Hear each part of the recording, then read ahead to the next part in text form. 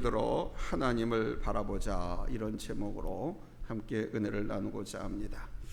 요즘 세계 경제가 휘청거리고 있지요. 러시아의 우크라이나의 침공과 이스라엘을 비롯한 모슬렘 국가의 전쟁 리스크가 전 세계를 강타하고 있습니다. 지난주 러시아와 북한 간의 군사동맹 체결 발표는 우리 한반도를 둘러싼 아태 지역 평화와 또 한미일, 중국, 전 유럽 외에도 미묘한 긴장, 파장을 불러일으키고 있습니다. 국내 경기 또한 이 국제사회 전쟁과 경제 빅뱅 블랙홀에 빠져들어서 많이 힘들어하고 있습니다. 우리의 삶이 좀 편했으면 좋으련만 모두들 힘들어하고 있습니다.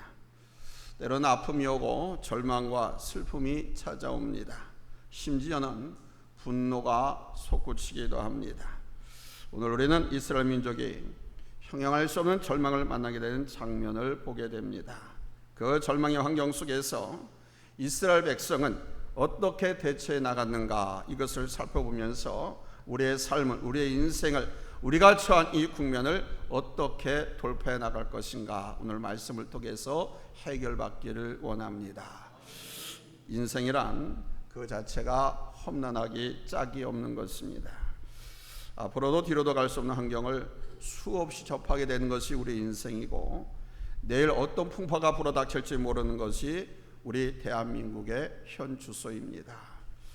이스라엘 민족의 역사를 살펴보면 어느 민족의 순환보다도 엄청난 순환을 많이 겪었던 민족입니다. 400년이라고 하는 긴 세월 동안 애굽의 노예 생활을 겪었고, 그들은 일하는 소나 말, 돼지처럼 그 이상의 대접을 받지 못하고 살아왔습니다. 그러던 어느 날 그들에게 인생의 대전환점이 찾아왔습니다. 이스라엘 민족사의 대변환점이 찾아온 것입니다. 바로 모세라고 하는 하나님의 종이 애굽 땅에 10가지 재앙을 내리고 이스라엘 온 백성을 적과 꿀이 흐르는 가나안 땅을 향해서 출애굽의 대장정을 이루게 된 것입니다. 지금 모세가 이끄는 이스라엘 민족이 가고자 하는 땅은 저 팔레스타인, 가나안 땅입니다. 그 땅은 일찍이 하나님께서 아브라함에게 주시마 약속하신 땅이었습니다. 그들은 인생 최고의 부푼 기대와 희망을 갖고 400년간의 애굽의 노예 생활로부터 탈출하여 가나안 땅을 향해 행진해 갔습니다. 얼마나 가슴 벅찬 일입니까? 400년간 노예로 살아왔던 애굽을 탈출했습니다. 하나님께서 아브라함에게 주시고자 약속하셨던 축복의 땅을 향해 걸어가고 있습니다. 소망과 희망과 감동이 넘치는 순간입니다. 그러나 이 희망과 감동도 잠시 얼마 가지 못해서 큰 절망에 부딪히고 말았습니다. 이스라엘 백성들은 왜 절망한 것일까요? 그들 앞에 나타난 문제는 무엇이었습니까? 첫째, 절망은 하나님을 바라보지 못한 데서 찾아온다는 사실입니다. 본문 10절 우리 한번 다 같이 읽겠습니다. 찾았으면 아멘 합니다. 합독합니다. 시작. 바로가 가까이 올 때에 이스라엘 자손이 눈을 들어본즉 애굽 사람들이 자기들 뒤에 있는지라 이스라엘 자손이 심히 두려워하여 여호와께 부르짖고 아멘. 이스라엘이 그 지긋지긋한 400년 노예살이에서 출애굽한 후 그들이 맞이한 최초의 절망이 무엇입니까? 앞에는 검붉은 홍해가 넘실거리고 뒤에는 애굽의 군사들이 병과 마병을 이끌고 바짝 추격해 온 것입니다. 지금 이 상황은 최악의 상황, 최고의 절망의 순간입니다. 여러분, 애굽의 군대가 어떤 군대입니까? 당시 천하를 호령하던 군대입니다. 천하제일의 막강한 애굽의 군대였습니다. 400년 동안 이스라엘 민족을 억압하고 제압했던 군대였습니다. 이들이 추격하는 모습을 보고 이스라엘 민족이 절망하지 않을 수 없겠지요. 게다가 앞에는 검불 홍해가 가로막고 있고 뒤에는 그 무시한 애굽의 병사들이 병과 마병으로 무장을 하고 칼을 휘두르면서 다 죽이겠다고 추격해 오고 있습니다. 그러나 이스라엘 민족에게는 방어할 수 있는 무기 칼 한 자루도 없었습니다. 게다가 그들은 400년 동안 노예 생활을 하던 백성들이다 보니까 오합지졸이었습니다. 이스라엘은 애굽의 병사들이 시야에 들어오면서부터 절망에 빠졌습니다. 10절에 보면 눈을 들어본 적 애굽 사람들이 자기들 뒤에 이른지라 그랬습니다. 그들이 눈을 들어봤더니 애굽 병사들이 눈에 확 들어오는 거예요. 근데 칼을 들고 방패를 들고 병과 마차를 끌고 지금 턱밑까지 쫓아온 거예요. 사람 마음에 가장 큰 영향을 미치는 것은 듣는 것과 보는 것입니다. 듣는 것이 큰 영향을 미치는 것에는 틀림이 없지만 백문이 불여일견이라고 눈으로 목격하는 것만큼 사람에게 큰 영향을 미치는 것은 없습니다. 꽃을 보면 아름다움을 느끼게 되는 것이고, 음란한 연상을 보면 음란한 생각이 들고, 감동적인 영화를 보면 눈물을 흘리게 되는 것이 인지상정입니다. 방금 말씀드린 대로 자기가 그렇지 않으면 자기는 병든 거예요.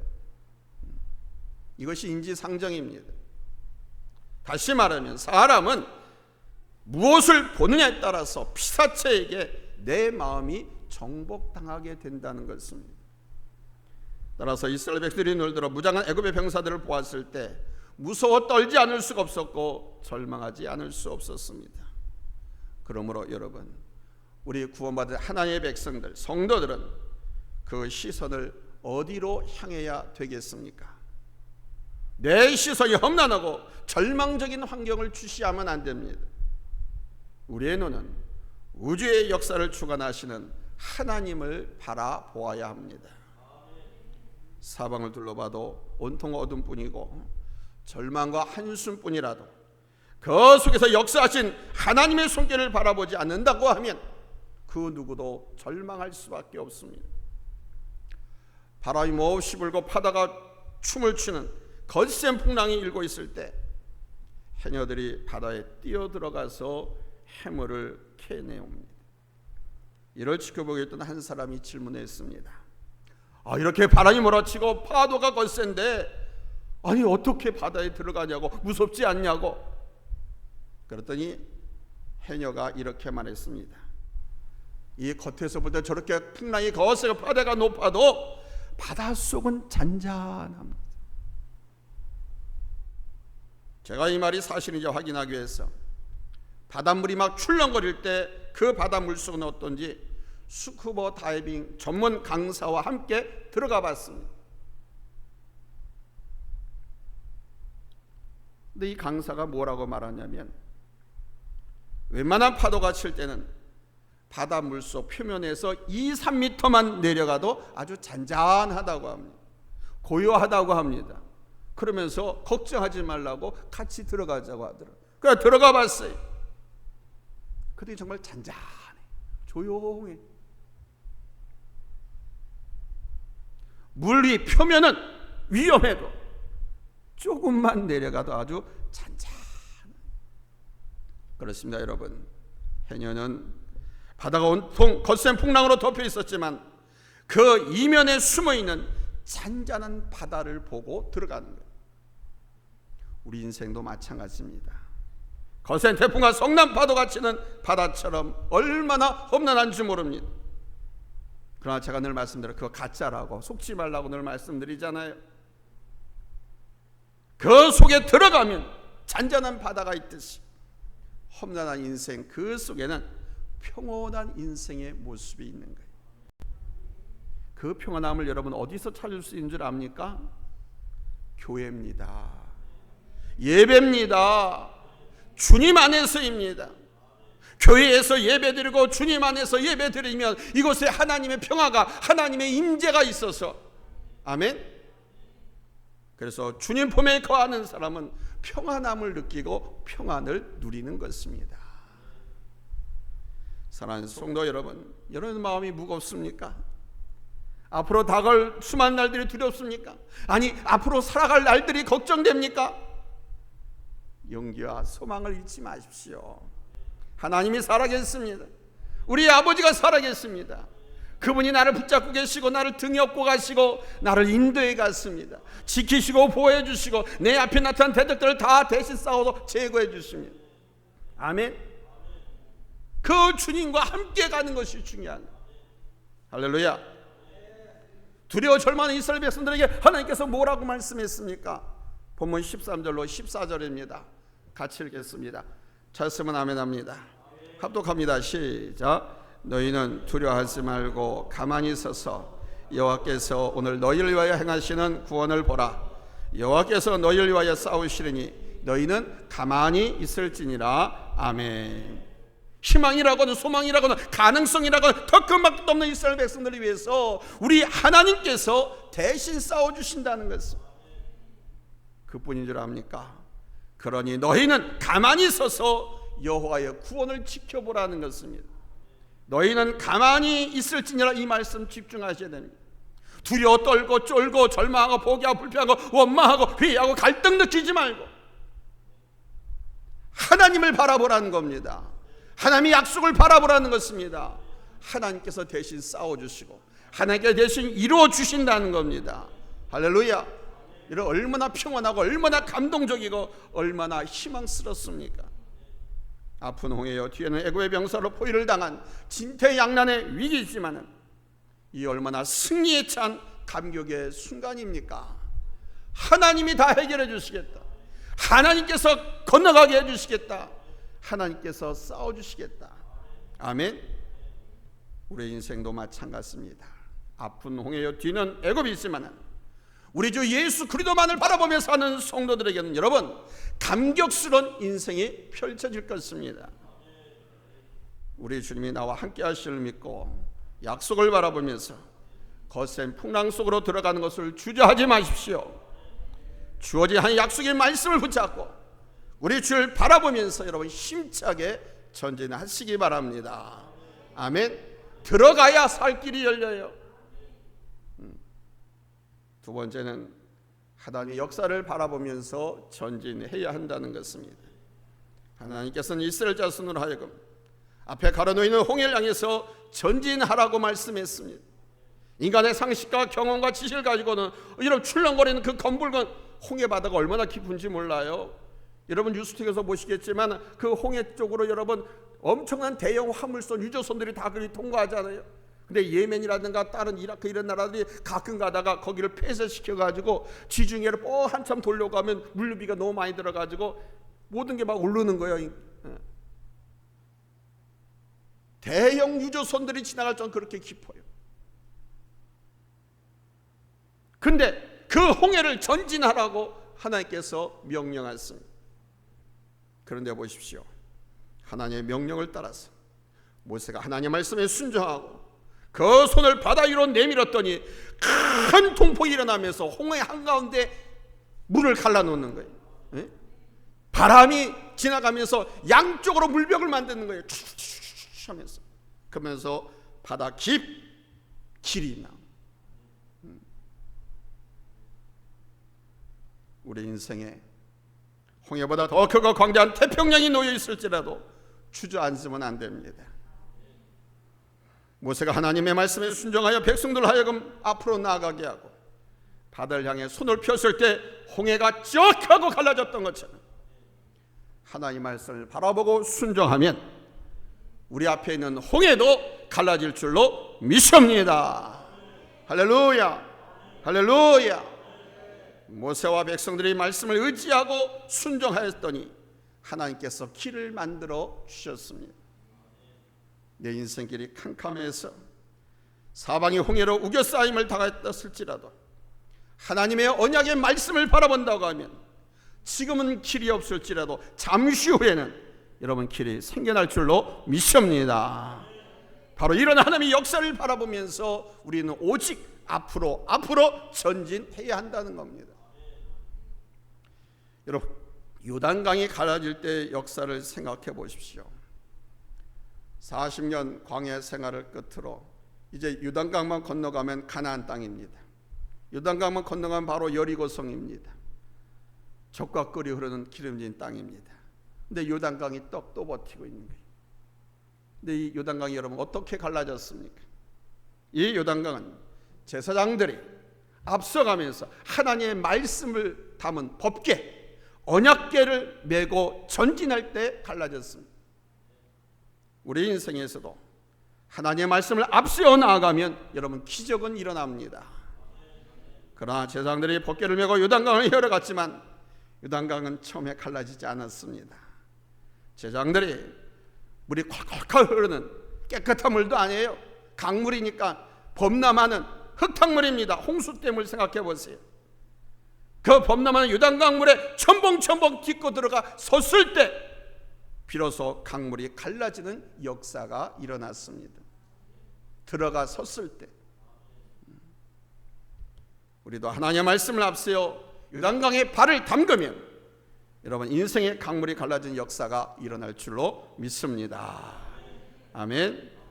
이런 용기와 담대함을 갖고 전진해야만 요단강이 갈라지는 것입니다. 이런 담대와 용기는 우리 하나님을 내가 정말로 믿느냐, 하나님의 약속 말씀을 정말 믿느냐, 이 믿음이 있으면 이런 담대함과 용기를 가질 수 있습니다. 그러나 이 하나님에 대한 신뢰, 믿음이 없으면 이런 용기와 이런 담대함이 오지 않는 거예요.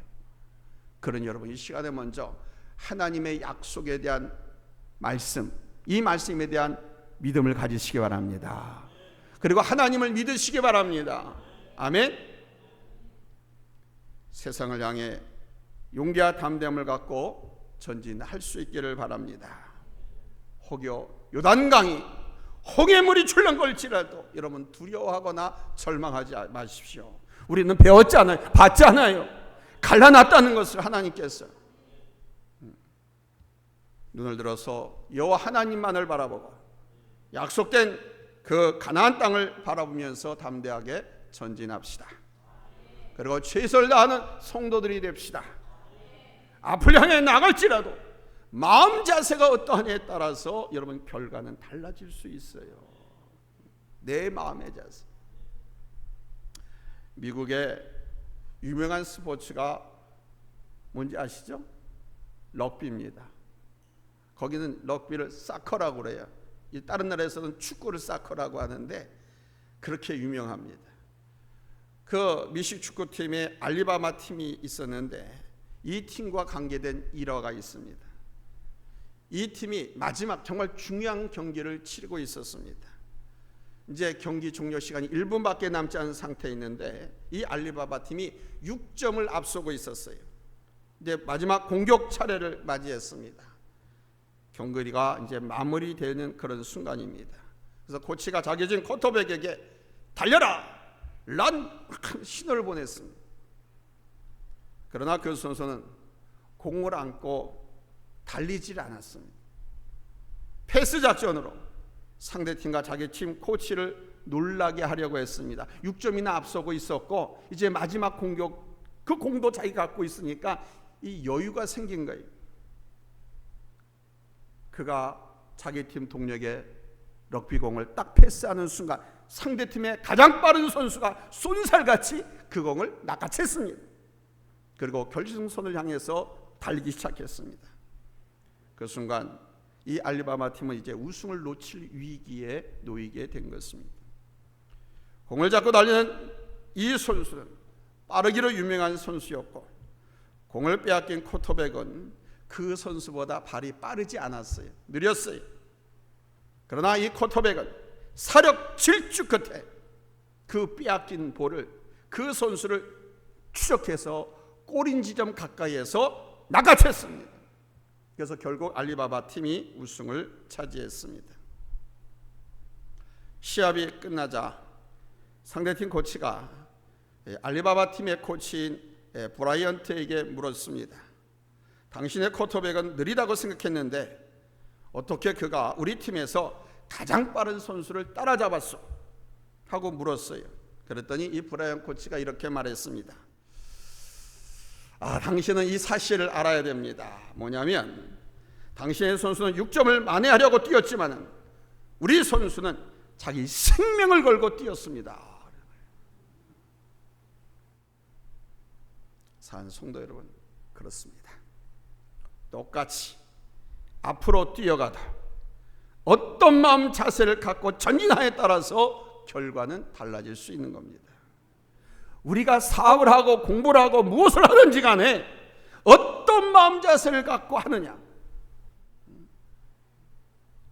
이제 우리는 홍해가 있고 요단강이 놓인 세상을 향해 전진해야 합니다. 마음의 자세와 각오를 여러분 새롭게 가져야 됩니다. 실패한 애굽을 바라보지 말고 약속된 가나안을 바라보십시오. 홍해나 요단강을 바라보지 말고 나를 위해 싸우시는 하나님의 구원을 바라보십시오. 파도가 흉흉할지라도 바닷속은 잔잔하다는 것을 잊지 마십시오. 파도 보고 놀라지 말고 애국과 홍해를 보고 두려워하지는 말고 오직 내게 승리와 축복과 평안으로 약속하신 하나님의 말씀만을 바라보고 여러분 승리의 개성가를 부르며 전진합시다. 할렐루야. 하나님은 실패하지 않으신 분이 있습니다. 하나님은 우리에게 승리를 안겨주실 것입니다. 이 하나님을 바라보면서 기도하고 이 승리를 바라보면서 찬송하고 나갑시다. 아멘. 수고하고 무거운 인생의 짐을 대신 조져만 약속하신 예수를 바라보며 전진합시다. 그래야 할 때 우리 모두는 하나님의 약속의 성취자, 인생 승리자가 될 줄로 믿습니다. 기도합니다. 하나님 감사합니다.